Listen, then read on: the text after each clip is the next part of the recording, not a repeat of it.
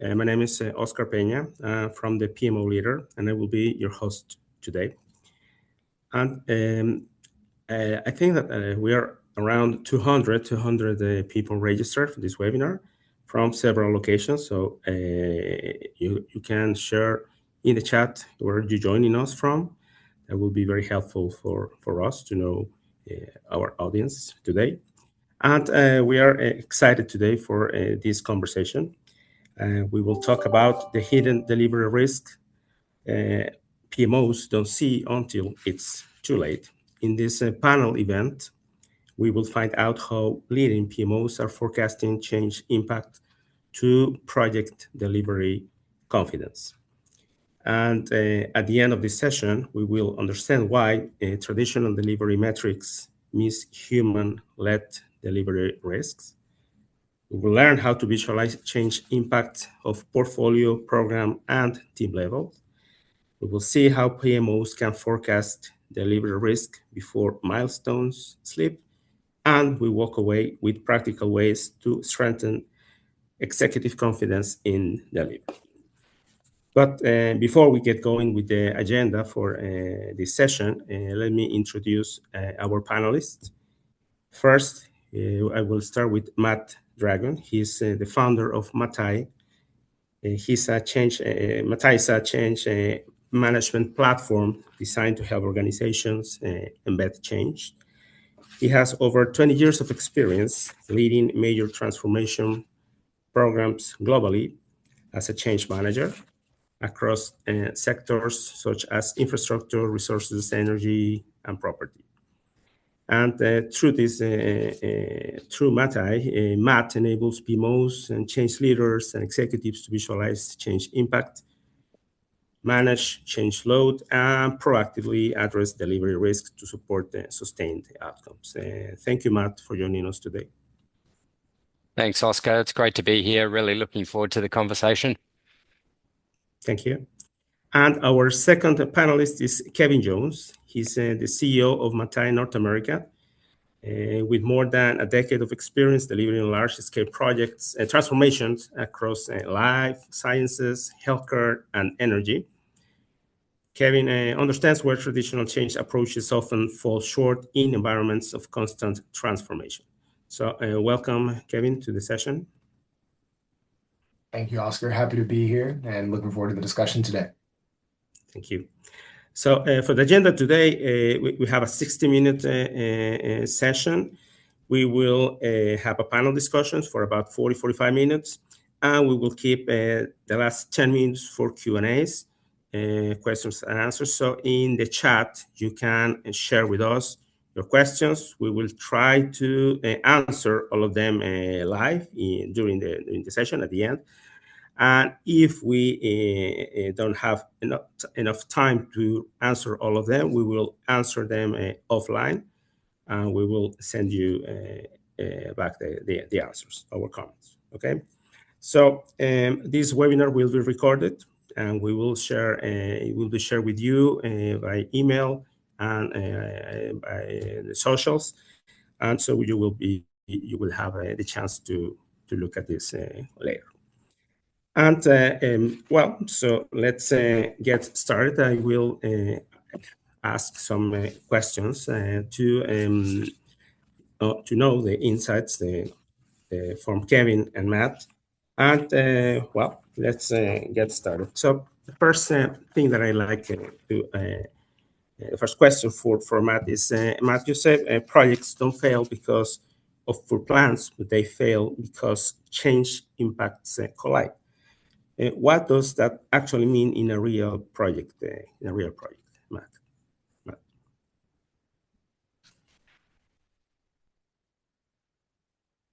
Yeah, Oscar, it's a great question to start off with. And what we know for most organizations at the moment is they're going through really, really large volumes of change.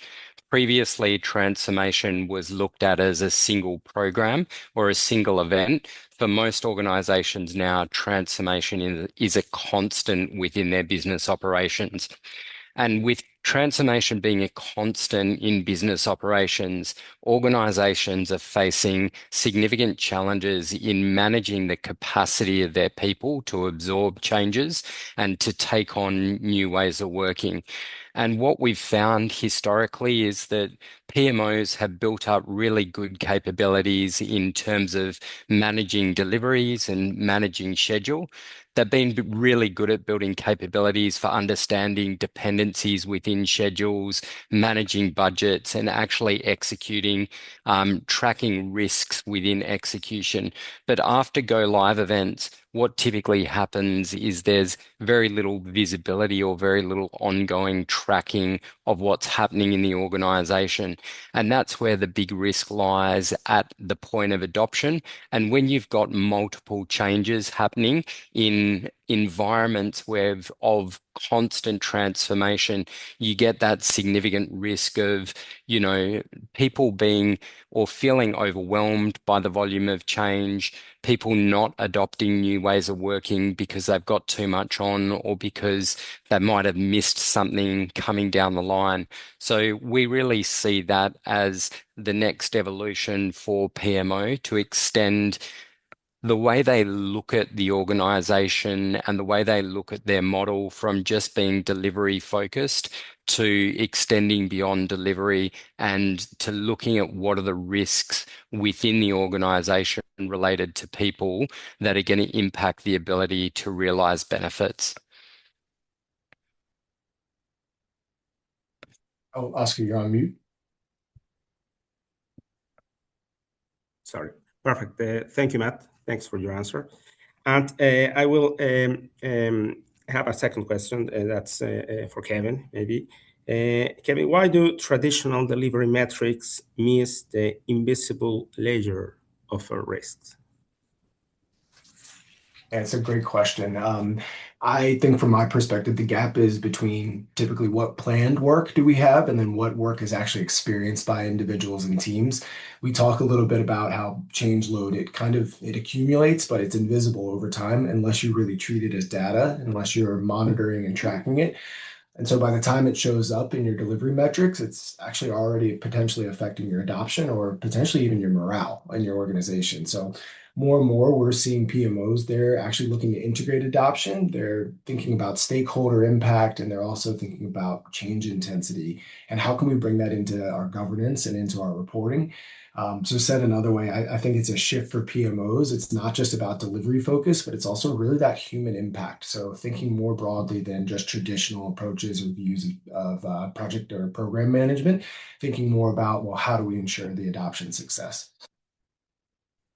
Oscar, I might add on, and I've got a bit of a visual to share just to help bring this to life of what Kevin and I are talking about.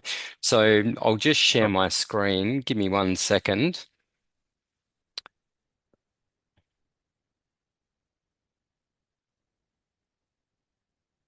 Okay.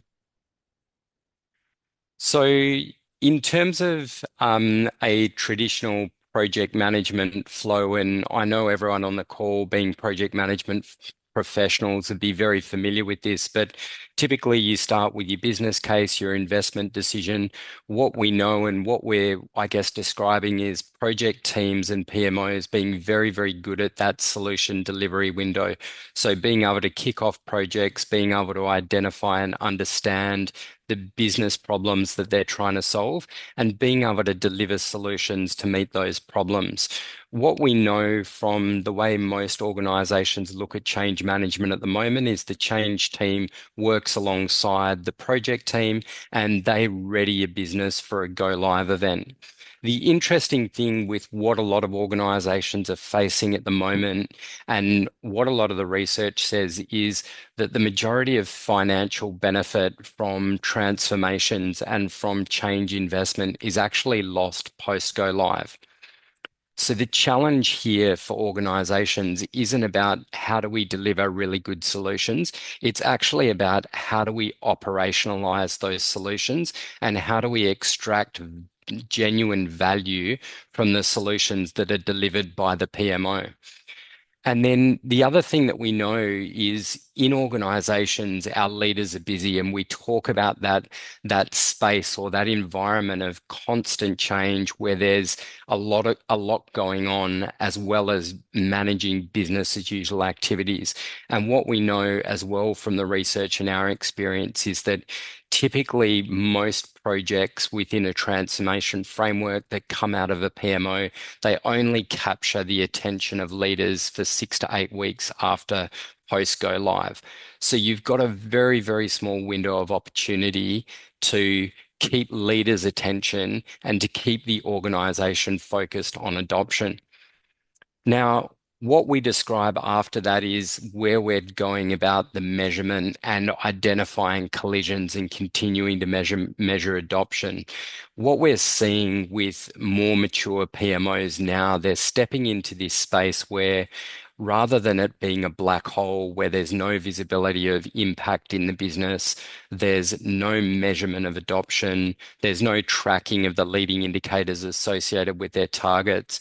We're seeing mature PMOs and mature organizations start to track impact collisions so they can identify where there's capacity in the business for change.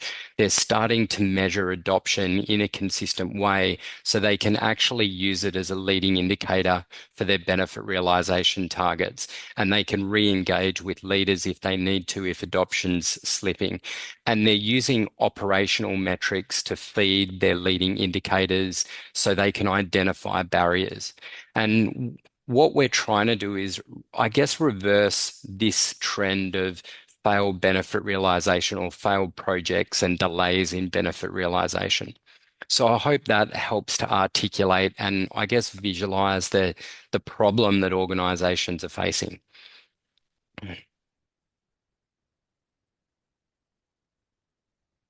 Perfect. Thank you, Matt. Thank you. Thanks for your answers. Thanks for sharing this insight with us.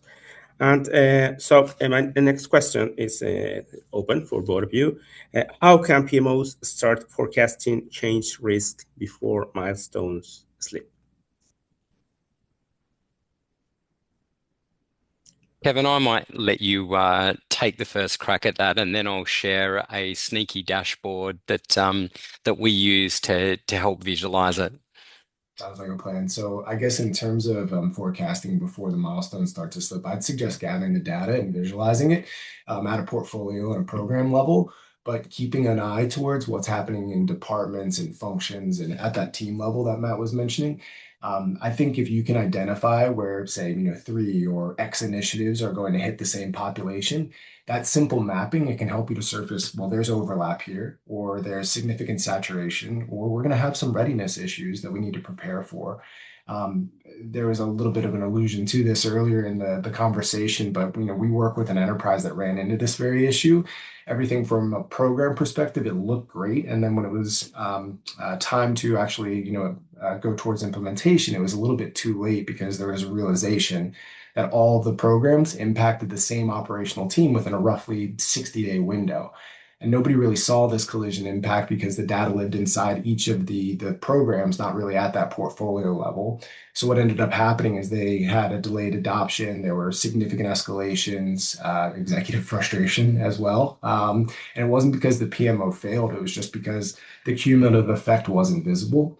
So we were actually able to help them map that and change, or map the change impact, I should say, by teams across time. And then that insight was actually pretty immediate.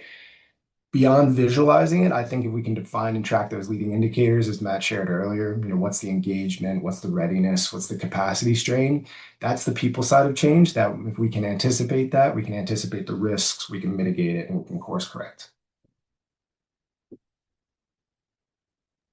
Kevin, I think that's a great framing. I'm going to share a practical example of a client example that we've helped them work through. And when I say work through, we probably saw it done poorly by the client and then came in to clean it up. But one of the key differences between looking at PMO data and PMO milestones versus change milestones is considering the impact on people. And in the example that we were working with this client is they were doing a HRM or HRS implementation, a Workday implementation, and they had a technical go live date out of the PMO of the 1st of January.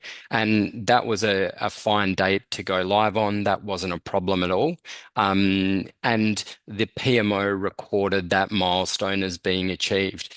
The challenge is they did their end of year reviews, and they did not only their end of year performance reviews, but also their end of year bonus and remuneration structure in June. So the change team had prepared the organization for a technical deployment and a technical go live event in January. And by the time they got around to doing their performance reviews at the end of the financial year, being June for them, the leaders weren't familiar with the structure that was embedded in the system to basically manage the performance review process and to allocate bonuses. And they ended up exceeding their bonus allocation across the business by 150%. And I shouldn't say exceeding their bonus, they exceeded their salary increases, salary recommendation increases by 150%. So it had a huge financial impact as well as a huge impact on employees who went through a performance review process, but then were told that their remuneration and their salary increases that were promised had to be wound back, right? And that was all because the technical deployment was seen as a successful milestone, but the people impact and the deployment of that particular functionality within the HRS system was actually, I guess, it wasn't clearly visualized when that would impact the organization and the people. And so I use that example because it's something that most people can relate to. We've all been through performance management cycles. We've all been through, salary reviews as part of those. But when you think about how that relates to when a PMO is pushing out a technology and when the impact is felt on the people in the business, they're two very different time points. And so one of the things that we're starting to do, and I'll share another visual for you as well to bring this to life, is actually to map the impacts to the different people in the business. So I'll just share my screen and share with you a bit of a dashboard so you can get a sense of what that could look like. Give me 1 second while I bring the slide up. But in the left-hand corner of this dashboard or the left-hand middle section, what we have here is each of the functions of a particular business. And what we do is we map exactly when the different go live events are hitting those functions by particular weeks. So at any particular time, and this looks at a 3-month or a 90-day view, you can actually see when customer service, they're dealing with a total of 11 go live events in that 3-month period. And the heat map gives a different rating of those. So the idea is that you can move from technical deployments and PMO milestones to actually people impact milestones to get a better picture of potential risk and get a better picture and understanding of when adoption needs to happen. And in the example of the HR system, do we actually do training at the timing of when the system's deployed, or do we do training at the timing of when the user actually needs to interact and engage with the functionality within the system? Perfect. Thank you, Matt. Thank you, Kevin. And well, moving forward, I'd like to ask you, what does it look like when change intelligence sits alongside schedules and RAID logs? I Kevin, can, Matt? Yeah. yeah, I can jump in with that one. Matt actually set me up pretty well because I was going to ask you to imagine a portfolio dashboard. He just showed you an example of one, so that worked out pretty well. Thank you for that. But if you think about a portfolio dashboard and it shows that delivery risk or that change saturation, it can allow you to really move those executive conversations, your sponsor conversations from, why did this slip to how do we rebalance now? and what do we do differently? Also, how do we improve our chances of successful implementation? So I think this really is the opportunity to move PMOs from reporting outcomes to influencing prioritization. It also supports really increasing that leadership confidence in delivery. And I think we would all appreciate that, having leaders more confident in our ability to execute and then also to realize those benefits. And then it also demonstrates to the people, the impacted groups, the change recipients, that the new products that they were thought of as we went through that process of, trying to make sure that this was successfully adopted and really put them first in the conversation. So that way it did ultimately deploy successfully, and it felt like something they were ready to take on, ready to adopt it, and the business sees the benefits that they anticipated as a result. Okay. Thank you, Kevin. Yeah. Matt, would you like to share anything else with us? I don't think so. I think Kevin articulated that pretty well. I think there's, what we're seeing from executives in the organizations that we partner with and work with is they're looking for, are we going to deliver our projects on time and on budget? And that won't change. And that's a really important component that, PMOs do well. Most PMOs do well currently. The next thing they're looking at, and this is driven from a board level, or we're finding it's been driven from a board level directive, is, when are we going to realize the value from our investment in new technologies, and what does that value look like? And for senior execs, that's a really hard question to ask without getting a picture of adoption. And it's also what's harder to answer is what are the risks and how are we mitigating those? And so by tracking things like adoption and tracking the leading indicators, you actually create a governance around your benefit realization targets, and you're able to then identify and mitigate risks and deploy resources effectively to course correct if you need to. Okay, perfect. Thank you. And the next question is, isn't change management already covered by change teams? And why is this a PMO issue?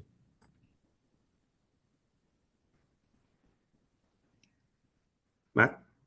Kevin, I'm going to let you start on this one as well, and then I'll chime in.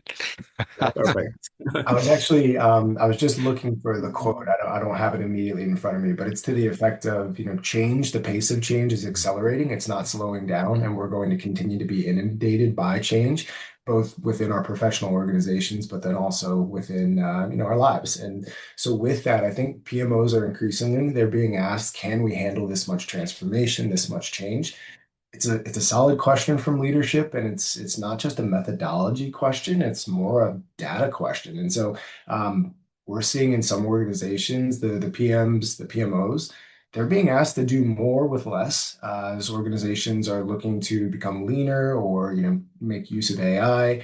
And sometimes they're being asked to take on elements of change management themselves, maybe with limited prior experience in the change space, and definitely without dedicated change management support. So I would say, having that data and the ability to look across a portfolio, being able to think about and take the perspective of the people that are ultimately impacted by the changes that are coming their way as the results of the programs or the products.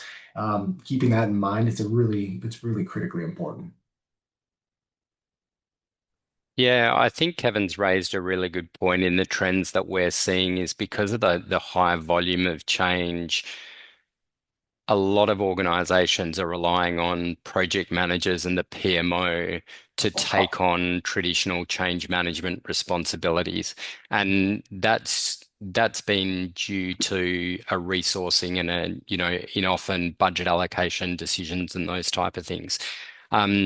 It's a really interesting space for PMOs, but I probably look at it in the case that PMOs are being asked more and more questions and being held more accountable for value realization and not just project delivery.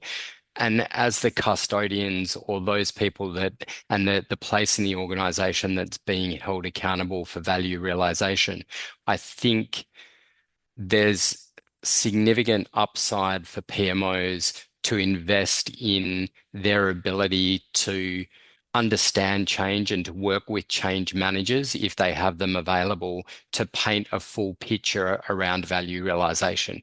Because without the change data and without the people data, like Kevin mentioned, you can't get that picture and you can't realistically deliver what we're seeing executive teams are asking for and board level is asking for. And if I can just one more comment on that, I don't necessarily think it's a PMO issue. It's a PMO opportunity. Thinking a little bit more about the added responsibility of the PMO to again think about not just delivery success, but adoption and ultimately the benefit realization. Okay, perfect. Thank you. We will continue with the next question is how does AI change the future of the PMO in this space? I might kick off on this one. This is a really exciting area for us, Oscar. I think what AI is going to do for change management, it will enable change management to become easier to understand and easier to execute for those people that aren't traditionally trained as change managers. The great thing about AI is it enables you to extract and generate content for change management activities from traditional project management documents. So, for example, one of the things that we're building into Mate, if you've got a business case that's been developed for a project, we can take that business case, we can ingest it into our software, and the software will automatically populate a benefit realization schedule for your outcomes, and it will start to basically recommend some leading indicators associated with that around adoption and around change success measures. So AI can take the specialist nature out of some of the key work, and it can also automate some of the workflows. We see it as really, really exciting because we see it as making change management more accessible to people who potentially aren't trained in change and who may not understand or be as familiar with traditional change management practices as people who are trained as specialists. The other thing that I'd mention with AI that I think is probably overlooked at the moment is change management. And I'll say this as a change manager has been traditionally thought of as light and fluffy and lacking hard metrics and lacking, I guess, quantitative measures of success and data. The thing with AI is AI will now enable you to access different data sets to provide more quantitative measures of success, especially around adoption and especially around things like engagement and also sentiment from employees around the volume of change within an organization. One of the really cool things, as an example, that we're doing from a use case that we're working on in the AI space is that with your meeting transcriptions from your Microsoft Teams meetings or your online meetings, we use the AI to basically review those transcripts, to identify and build out frequently asked questions lists, to inform training plans and training content materials, but also more importantly, to measure sentiment of the employee base at that point in time and to track that over the life of a project. So there's two components that we see AI adding significant value. Firstly is we believe it'll make change management more accessible for those people that aren't trained as change managers. And secondly, we believe it'll really unlock a significant amount of data and significant insights that can help inform and can really be used to drive benefit realization.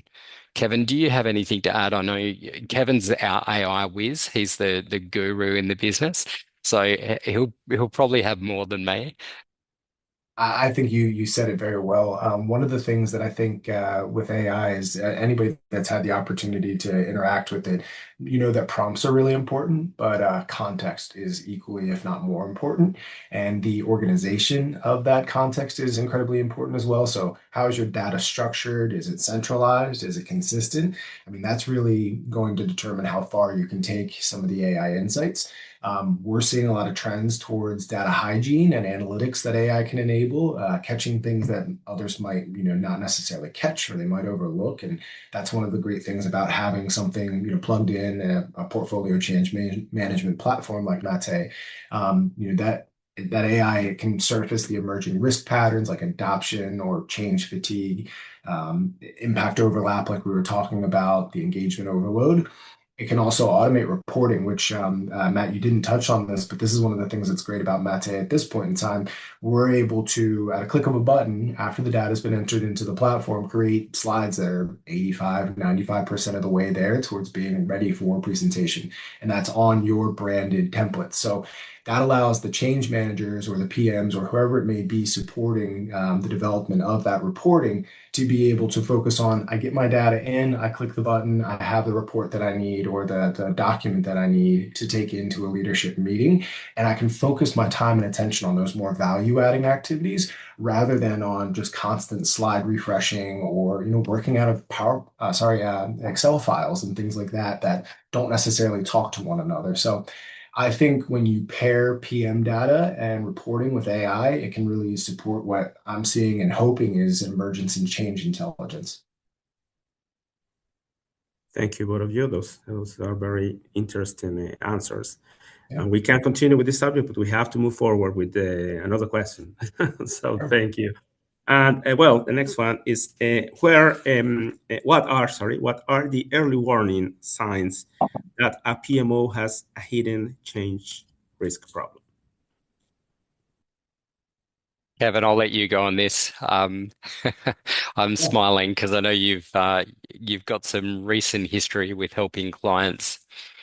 Yes, to Matt's point, I'm seeing a lot of this, and it's due to just the pace of change and how much transformation is going on. And again, that's tied to all the programs, the products that are being developed, the new technologies, the new ways of working that result, the ask and the expectation changes of those individuals. So common things that I'm seeing, it's teams reporting fatigue.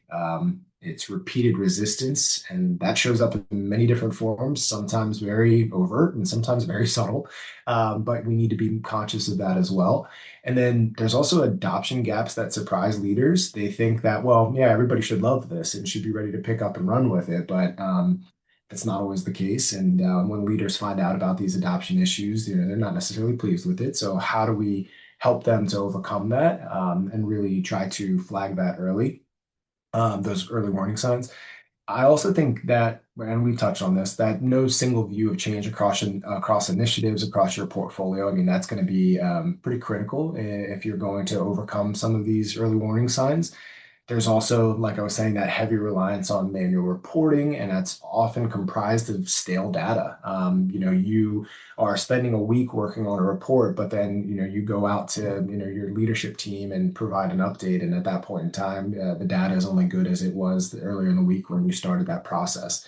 We're also seeing, and again, on that same point, just change managers spending a lot of time on manual creation of documents, and then working with teams to make sure those things are up to date. But we're not also seeing that drive adoption. It's taking them away from focusing on engaging with those stakeholders and driving towards adoption. So just a couple off the top of my head. Those are some of the signs of impact and how impact is being tracked in silos rather than more strategically at that portfolio level.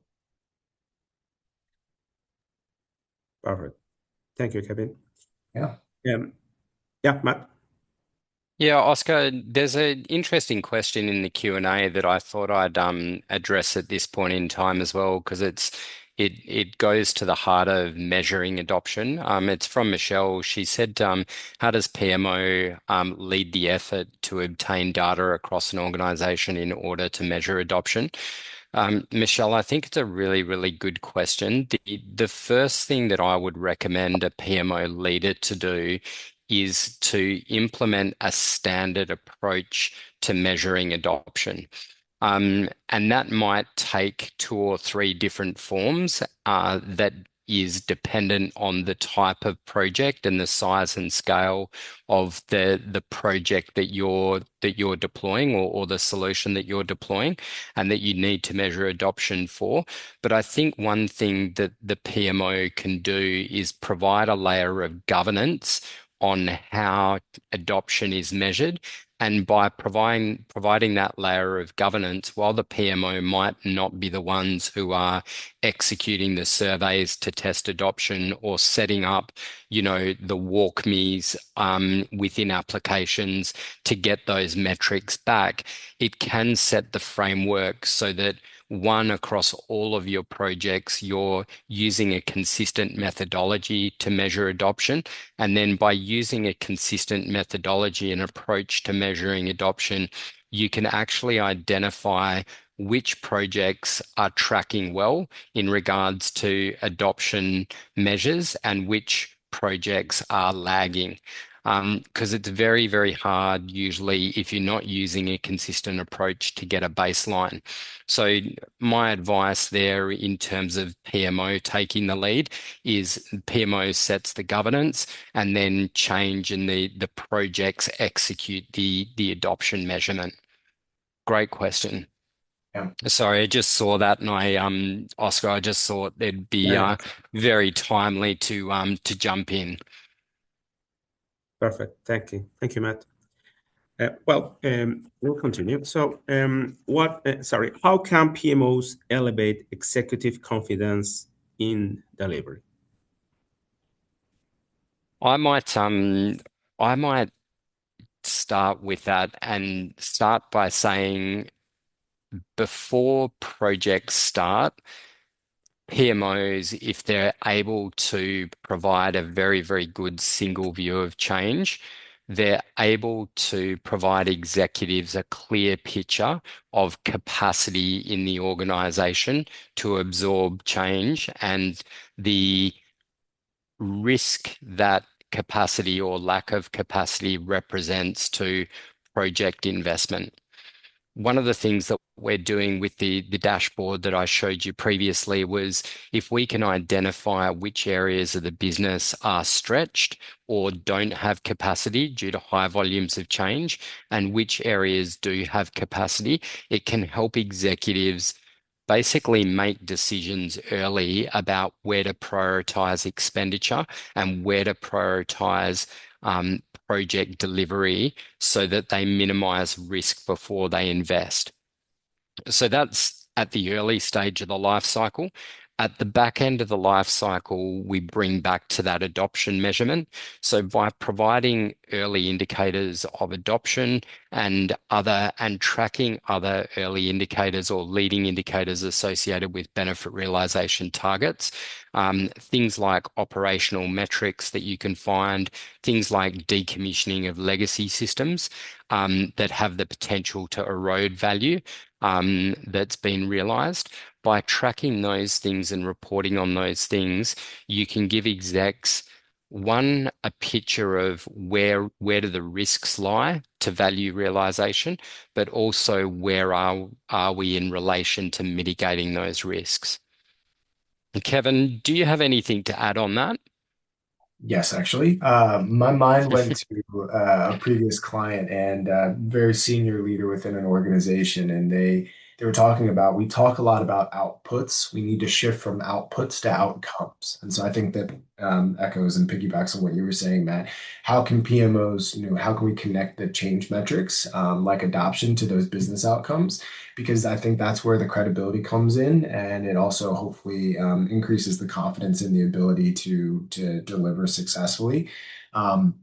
I think it's the trajectory. I think it's team readiness. I think being able to understand cumulative impact across an organization and being able to prepare accordingly alongside the milestone progress. I think that's really important. I also think this further allows leadership to make investment decisions. They can sequence or resequence, they can stagger deployments, and they can do that with more foresight. So if we can make that value realization visible and not an assumption, I think that's really a compelling way to go about creating that or improving that executive confidence. Okay, perfect. Thank you. The following question is a very interesting one. So, is what differentiates high-performing transformation offices from reactive ones? Kevin, Matt? Kevin, you can go. Uh, I would say, I mean, we've touched on much of it today, but I think it's a shift towards, all right, well, we've traditionally worked in this way. How could we work differently? And that's both the PM side and the CM side, but working together as one. I know there was a comment in the chat about this, and I think having change involved early and having a seat at the table is incredibly important. I think some of that ties to governance, some of it ties to organizational structure. But beyond those items, I think in terms of what differentiates those high-performing transformation offices and allows them to be more proactive versus reactive is having that quality data. So then it's real time and there's more transparency, which easier said than done it sometimes because people are protective of their data, of their information. And so that ties to, democratizing data. I think that's important as well. Um, if you can have the governance that supports and ultimately integrates that change intelligence that we were talking about and not just focusing on project status and do I have a green indicator on this stoplight, but actually having the conversations about well, what is underpinning that we might be overlooking in terms of risk. Um, I think also just being able to have things like reusable playbooks, that's consistency of approach. And Matt alluded to this earlier. One of the things we're focused on is how can we help people from all varying levels of change experience to do change well or support change well, because many people are asked to do that. I have the book, I think, on the shelf behind me, but it's Project Management for the Unofficial Project Manager. I think we see a lot of that these days. And so, how can we also think about change management for the unofficial change manager and how do we support them? Because at the end, they're not just managing projects, they're really thinking about how do we build enterprise capability around this. And that's what I see those high performing organizations doing. Yeah, Kevin, I'll add one thing from a conversation I had this morning. I met with the Transformation Office Director or PMO Director of one of Australia's largest retail groups. And we're just having the conversation about where we see the evolution of her team. And she is considering renaming the PMO to the Value Office. So it's no longer Project Management Office. She's looking to rename her PMO the Value Office for the organization, and that expands their remit from delivering on budget on time to being accountable for delivering value and bottom line value to the organization. And I just thought it was a really, really cool way to communicate your vision and to commit to the vision for what value a PMO can deliver. Yeah. Good. Thank you. Before we move forward with the questions, the Q&A, I have one final question for you guys. It's if you would take one practical step next week, what should it be? So, Matt, Kevin, who want to start? Yeah, I can jump in. I think as a PMO director, I always sit there and start to think about, okay, and Kevin articulated this very well. What are we doing today?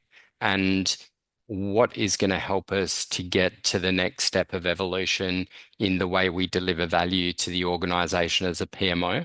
And so I don't think there's a universal next step that everyone can take, but I think the first step that you should be taking in looking at how to mature and how to evolve your PMO is actually to sit there and go, okay, what are we doing today?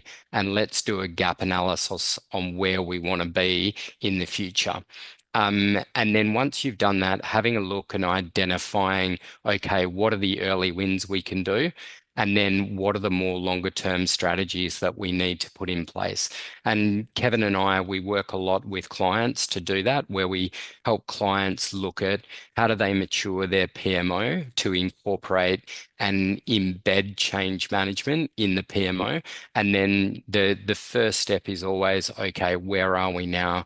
And then how do we want to get to a place that is more mature and it has change management embedded in what we do? Kevin, do you have anything to add? Yes, at the risk of sounding like a bit of a broken record, but also expanding on what Matt shared, I would suggest if you were to do this next week, look out ahead over the next 90 days and map the major impacts within your program or within the projects that you're supporting. And then you will, I think, quickly get a sense of when I look at the teams or the people, the ultimate end users of this, what's the cumulative load and where do I have potential overlap? Bring that into an upcoming sponsor meeting and update or when you're going in and providing a governance update. I think you'll want to be able to answer with confidence, not necessarily by anecdote or by instinct, but thinking about it, how can I come in with a structured portfolio level view? I think that would be really powerful. And that simple view, I think it can change your prioritization. It can also reduce surprises. It can strengthen that sponsor executive confidence that we were talking about. And I would say if you would struggle to map that next 90 days out, then that is the gap that Matt was talking about. That is the real opportunity here. So that would be my recommendation as a practical next step. Okay, perfect. Thank you, guys. Anything else that you would like to add before we move forward with the questions, the Q&A, the questions we received? I just following on what Kevin says, I love the idea of having the penny drop conversations as a next step. So when you do sit with your COO or your CFO, have the conversation and use the example of, we do technical deployments, but the business doesn't have any visibility of the people deployments and when the impacts hit people. And to Kevin's point, if you can map that very, very simply as an example, it often results in a moment of, oh wow, okay, we actually need and can get value from doing this. Because it tends to be something that's hidden and off the radar because it's not currently reported on. Perfect. Okay, thank you, Matt. So if you agree, we will move forward with some of the questions that we received in the Q&A. So Yes. first, we have a question from Randy.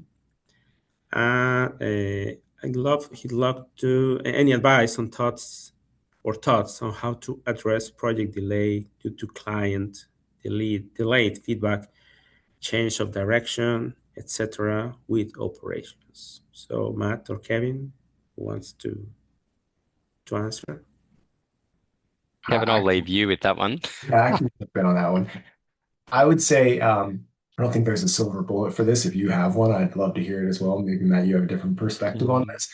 But that's kind of the nature of business at times with so much going on with people that have different accountabilities. And I think, what truly matters to people will get done. And so if they can see the value, or if we can make it easier on them, the feedback process. So for instance, if you're trying to gather it through survey, maybe you shift to a quick interview and say, I'm going to put 15 minutes of time on your calendar to gather that information.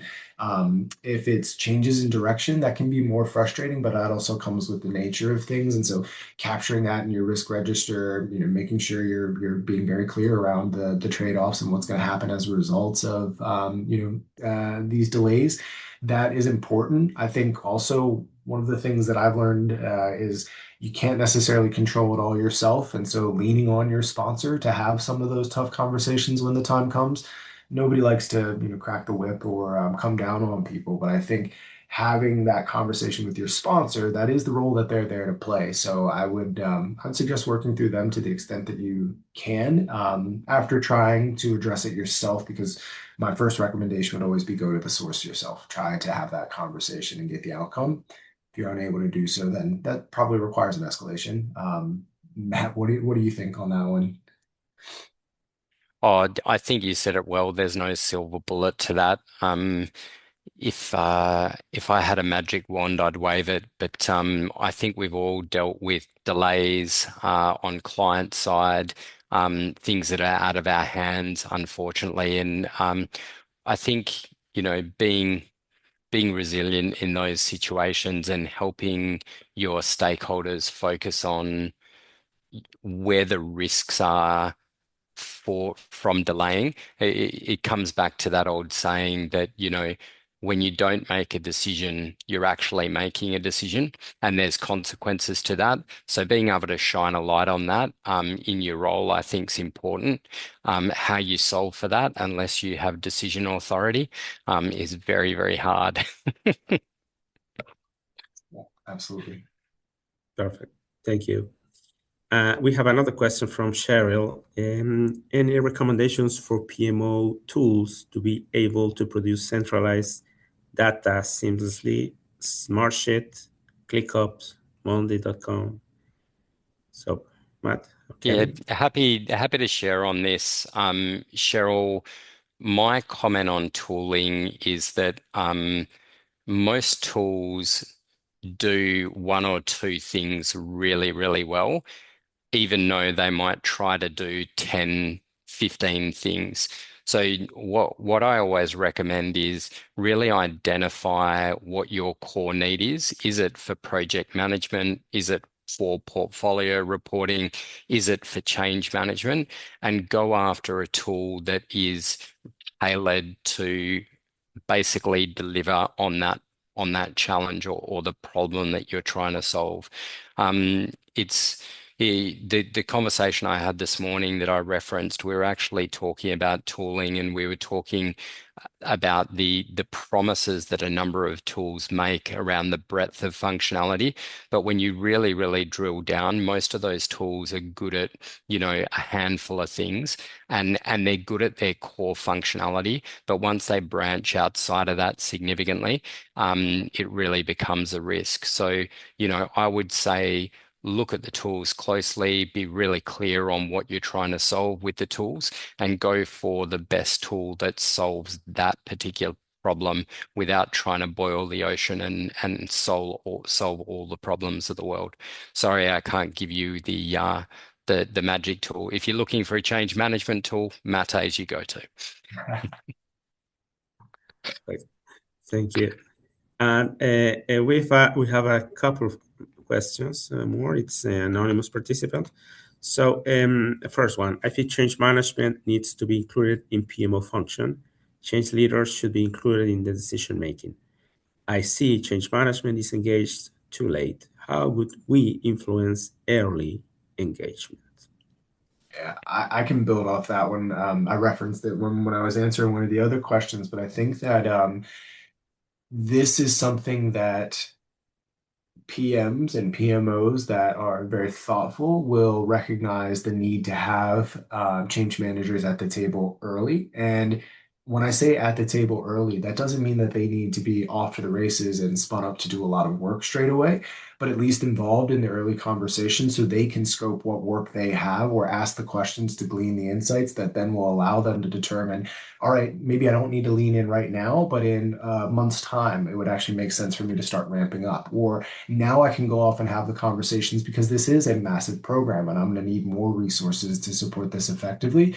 So I think it is a conscious choice by the PMs whether or not change has a seat at the table. I think it also is more of a strategic conversation if you can get the leadership within an organization and your PMO to really think more broadly about, well, how do we set ourselves up for success and beyond just the delivery metrics, but thinking about the adoption metrics, and having those be key components of value realization. I think that would be a critical way to go about this. And we agree with you that change management all too often is brought on too late and then asked to spin up very quickly and do a lot in a short period of time. And, that doesn't really help set anybody up for success. So those would be just a couple of my quick recommendations. Yeah, Kevin, I think that's great. Just to build on that and probably address the how do we influence early engagement.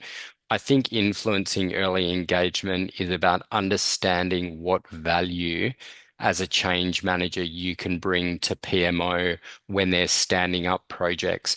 And to Kevin's point, it's about understanding, what are the things that the PMO need visibility of early in the process, in their process, and how do you get the data, the change data and the people data to help inform their decisions?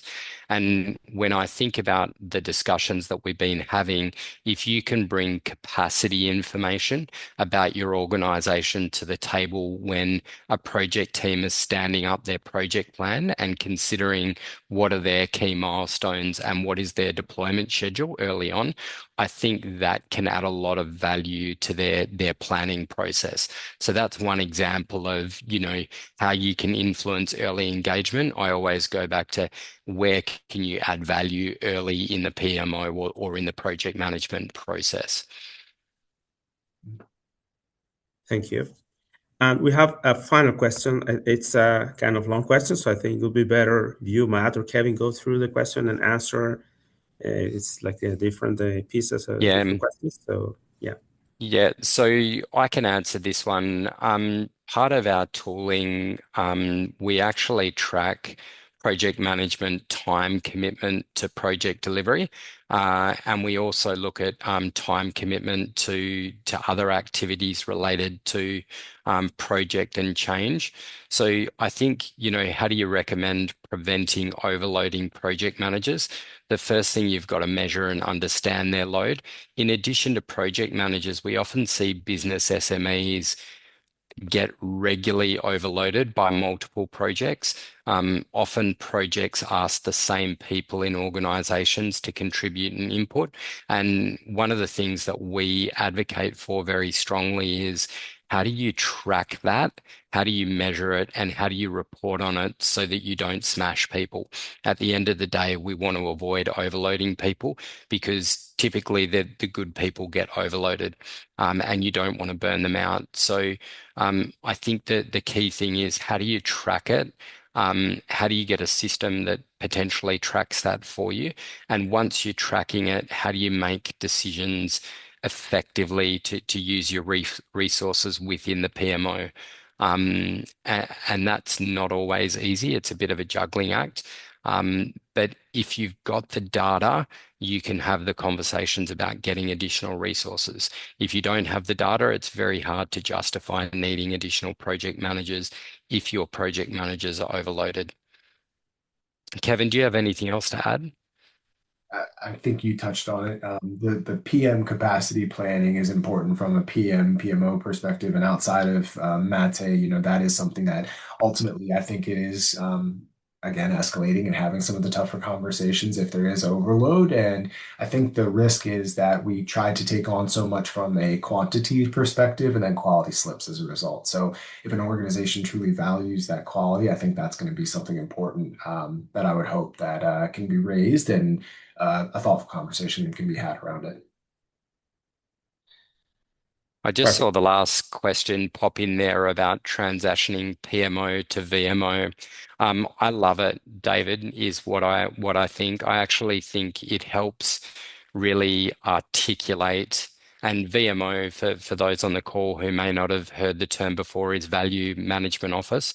It elevates what the PMO does for the organization, and it really positions the vision of the PMO to not be to deliver widgets, but to be to deliver business value.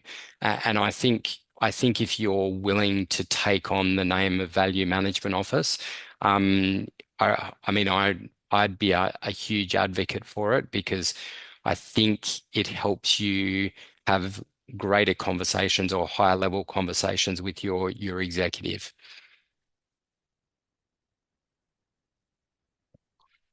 Perfect. Thank you, Matt.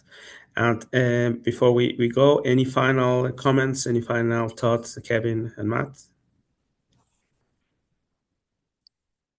No, Oscar, just want to say thank you for hosting for us. Really appreciate your involvement. Want to thank the PMO leader for having us on board. We've really enjoyed the chat and always enjoy engaging in these sessions. And yeah, look forward to if anyone would like to connect with us offline. I think Michelle has posted our details.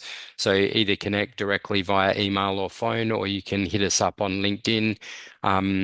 Those details are there, but just want to say thank you and enjoy the rest of your day, your evening, your afternoon, wherever you are in the world.